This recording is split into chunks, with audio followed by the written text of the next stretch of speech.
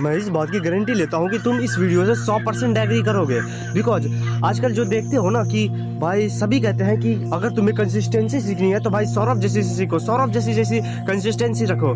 Because उसने 7 साल तक बिना रुके बिना एक भी दिन मिस किए हमेशा हर दिन कंटेंट बनाया है, और इस लेवल की कंसिस्टेंसी आज तक किसी भी क्रिएटर ने नहीं किया है। बट उसने ये चीज कर दिखाया है, तो इसीलिए लोग बोलते हैं कि भाई कंसिस्टेंसी रखनी है तो सौरभ जैसी रखो। बट लोग उसकी कंसिस्टेंसी के चक्कर में एक चीज अंडर एस्टिमेट कर देते हैं कि भाई उसने कंसिस्टेंसी रखी कैसे, वो ऐसी कंसिस्टेंसी को मैनेज कैसे कर पाया, वो ऐसी कंसिस्टेंसी को मेंटेन कैसे कर पाया। बिकॉज हम लोग तो नहीं कर पाते। एंड मैं भी इस चीज से 100% एग्री करता हूँ कि भाई कंसिस्टेंसी रखो तो सौरभ जैसी रखो। बट क्या तुमने एक चीज नोटिस किया कि सौरभ जोशी ने इतने दिनों की कंसिस्टेंसी रख कैसे पाया? उसने इतनी बड़ी कंसिस्टेंसी, इतनी बड़ी स्ट्रीक बना कैसे ली? भाई एक बात सुनो, सौरभ जोशी ने एक पॉडकास्ट में कहा था कि भाई जब मैंने कंटेंट क्रिएटिंग स्टार्ट किया था और उसके बाद मैंने कंटेंट क्रिएशन करना स्टार्ट कर दिया, जब मैंने वीडियोस बनाना स्टार्ट कर दिया तब मेरे व्यूज नहीं आ रहे थे।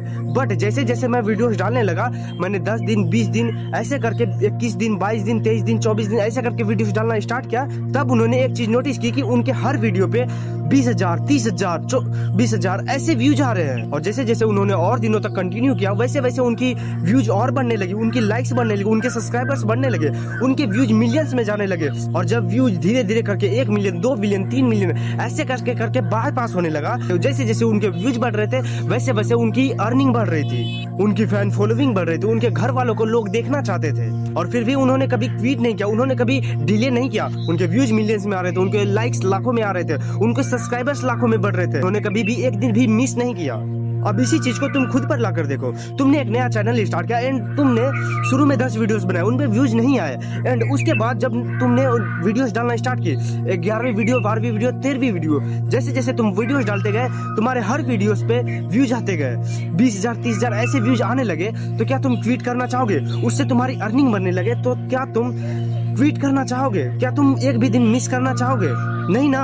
उनको तभी के टाइम पे उनके एक्सपेक्टेशन से ज्यादा व्यूज मिल रहे थे, उनके एक्सपेक्टेशन से ज्यादा अर्निंग्स हो रही थी यूट्यूब से। उन्होंने कभी एक भी दिन मिस नहीं किया। मान लो अगर तुम कोई काम कर रहे हो एंड तुम उससे एक्सपेक्टेशन कुछ अर्निंग एक्सपेक्ट कर रहे हो एंड अगर तुम्हें उससे ज्यादा मिल रहा हो एंड साथ में कुछ बोनस पॉइंट भी मिल रहे हो, वो भी डेली लाइफ में, तो क्या तुम उस काम को कभी भी क्विट करोगे? क्या तुम उस काम को कभी भी रोकना चाहोगे? तो हम इंसान की 2 टेंडेंसी है कि अगर हमें हमारे जरूरत से ज्यादा मिले, हमारे एक्सपेक्टेशन से ज्यादा मिले तो हम उस चीज को और करना चाहते हैं। दूसरी तरफ होते हैं वो लोग जिन्हें अगर उनके एक्सपेक्टेशन से ज्यादा मिल जाए तो वो उस चीज को एक खुशी के तौर पर लेकर फिर से काम को अपने डिले करना स्टार्ट कर देते हैं। बट यहाँ पे सौरभ जोशी जो है फर्स्ट टेंडेंसी वाले लोगों में आता है। जैसे जैसे उनके एक्सपेक्टेशन से ज्यादा उन्हें मिलती रही वो और भी काम करते गए एंड आज वो इतने सक्सेसफुल क्रिएटर हैं। एंड इसलिए कभी भी खुद को इतना अंडर एस्टिमेट मत करना कि भाई तुम्हें लगे कि भाई मैं इस लेवल की कंसिस्टेंसी मेंटेन कर ही नहीं पाऊंगा। जो 7 साल की कंसिस्टेंसी सौरभ जोशी ने मेंटेन की, लेवल की कंसिस्टेंसी कभी मैं मेंटेन कर ही नहीं पाऊंगा।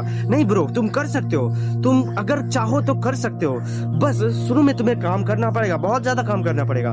बट एक टाइम के बाद तुम्हें व्यूज मिलने स्टार्ट हो जाएंगे, तुम्हें लाइक्स मिलने स्टार्ट हो जाएंगे, तुम्हें सब्सक्राइबर्स बढ़ने स्टार्ट हो जाएंगे एंड धीरे धीरे तुम्हारी अर्निंग भी होती जाएगी। और जब तुम्हारी अर्निंग होगी तो भाई तुम्हारे अंदर खुद में से एक मोटिवेशन आएगी, जो मोटिवेशन सौरभ जोशी को भी आई थी एंड वही मोटिवेशन तुम्हें अगली बार काम करने के लिए मजबूर करेगी। तो सौरभ जोशी की कंसिस्टेंसी के पीछे उतना बड़ा भी कोई राज नहीं है। जब तुम काम करते जाते हो ना, जब तुम डेली काम करते जाते हो कि आज मैंने काम किया, कल तुमने काम किया, परसों तुमने काम किया, जब तुम ऐसे ऐसे काम करते जाते हो बिना एक भी दिन मिस किए तो भाई एक मोमेंटम बन जाता है। और जब भी तुम एक स्ट्रीक बना लेते हो, जैसे कि तुमने 30 की स्ट्रीक बना ली, और जब तुम इतनी स्ट्रीक बना लोगे, जब तुम्हारा एक भी दिन कभी भी मिस करने का मन भी करेगा ना, तो तुम्हारे अंदर से एक भावना आएगी कि भाई मैंने इतने दिन की स्ट्रीक बनाई है, अगर मैं इस दिन मिस कर दूंगा तो भाई ये दिन मिस हो जाएगा, ये कंसिस्टेंसी मेरी टूट जाएगी, मेरी ये स्ट्रीक टूट जाएगी।